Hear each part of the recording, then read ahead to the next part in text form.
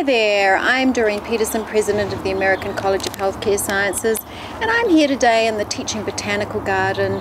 It's a beautiful May sunny day, and we are planting some plants that we lost during the fairly cold winter here this season. What I have here is a dill. It's a little bit dry. We had it just sitting out overnight, and it's been very hot here, but I have watered it. And dill is a very interesting plant. It's from the Apiaceae family.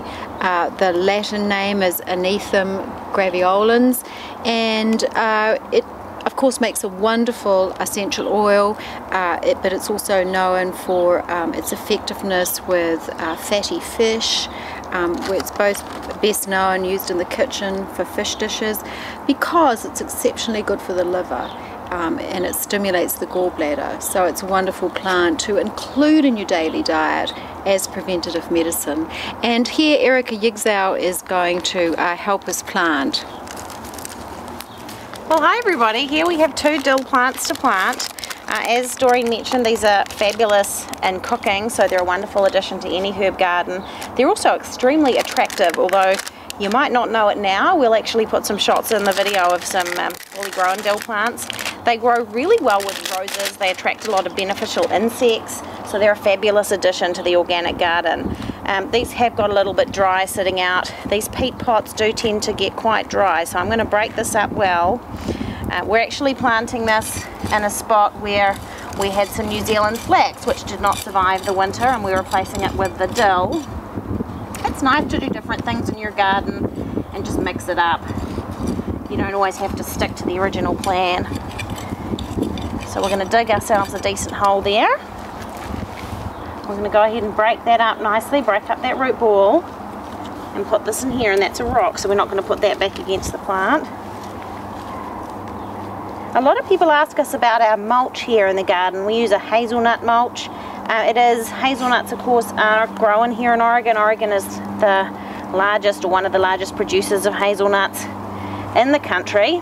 And hazelnut oil, right. And hazelnut oil. And so hazelnut shells are fairly easy to get and cheaper here than in most other parts of the states.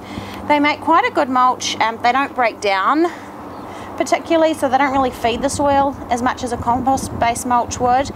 For herb gardens, you don't really need that because they don't need that much compost and rich soil. In fact, planting them in soil that's been had too much compost and too many amendments to it can actually reduce the aromatic compounds in the herbs.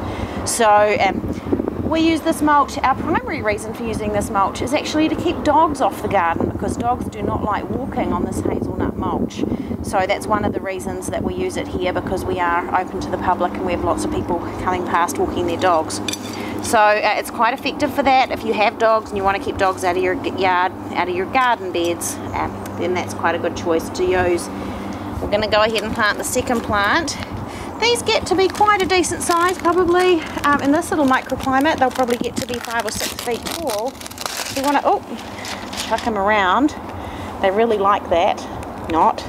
And then we want to give it enough room to grow. So I'm just scooching back here a little bit, because we've got an immortelle plant here. You always want to make sure you give your herbs enough room. So actually, I'm going to put it right here.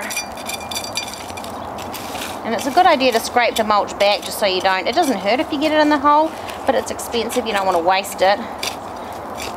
And that way you can use it to cover back up where your plant's been. So again, I'm breaking up the pot. I'm actually going to pull this bit off because I just think it wicks moisture away from the plant, and this poor plant has had enough moisture wicked away from it. So we're just going to take it off completely, give it some nice rich loamy soil here that's very well drained. Drainage is actually one of the biggest problems here in Oregon because we have a lot of rain. So this garden's actually had some gravel amendment and compost put into it when we first did the garden 5 years ago. So that right there is our dill planted. So the leaf and the seed, and it's usually the seed that's used when you're distilling the essential oil, but the leaf is frequently used, well, the leaf and seed are used in cooking.